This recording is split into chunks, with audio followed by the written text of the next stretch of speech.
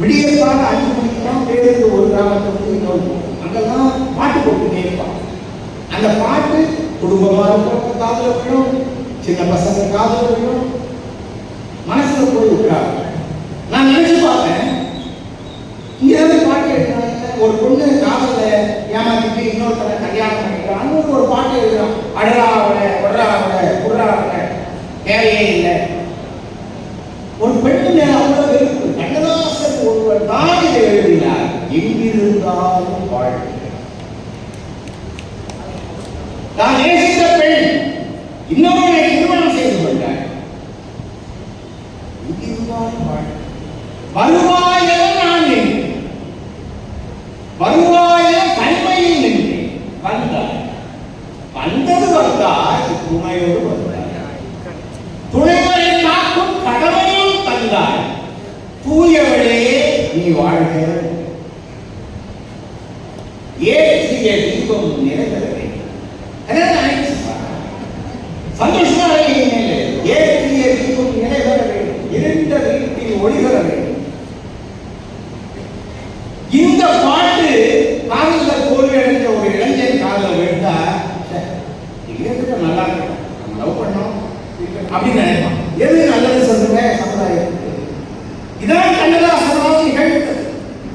நீங்க செந்தமிழ் தேன்மொழியால் பாட்டு கேட்டு பார்த்தீங்கன்னா, கண்களில் நீளம் விளைந்தவளோ அதை கடலையில் கொண்டு கரைத்தவளோ பாட்டாளோ.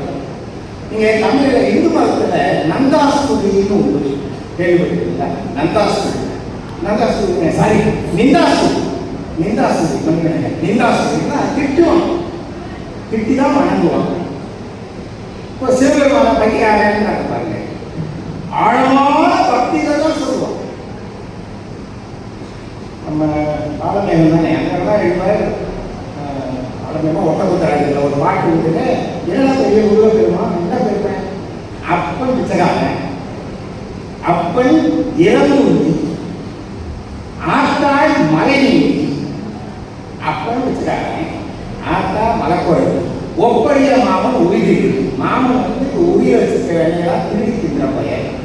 சப்பைக்கால் அண்ணன் பெருவயன், அண்ணன் உட்கார்ந்தான்னா எதிர்க்க மாட்டா இவ்வளவு பெருசு வயசு. இதெல்லாம் பெருமாட்டு இது திட்டாதான் இல்லை, நிந்தாஸ்துதி. அது மாதிரி சிவபெருமான இருப்பாங்க. நீ பைத்தியாரங்களுக்கு கரெக்டாங்க. எப்படி நீர் வந்து 3 முறை தான் வந்து கேள்விப்பட்டிருக்கிற, நீர் 3 முறை வந்து. அம்மா மனிதனுக்கு கணக்கே கிடையாது. ஆனா இந்த சிவபெருமான் கங்கையை கொண்டு தலைமையில உட்கார வச்சுட்டு எல்லாருக்கும் மன்னிக்கிற அம்மாவை பக்கத்துல உட்கார வச்சிருக்காங்க. அவன் வைக்காரமான நிந்தாஸ்துதி.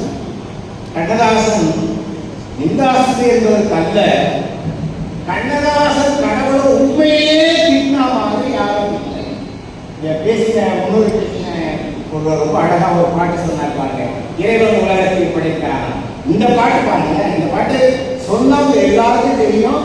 கடவுள் மனிதனாக பிறக்க வேண்டும்.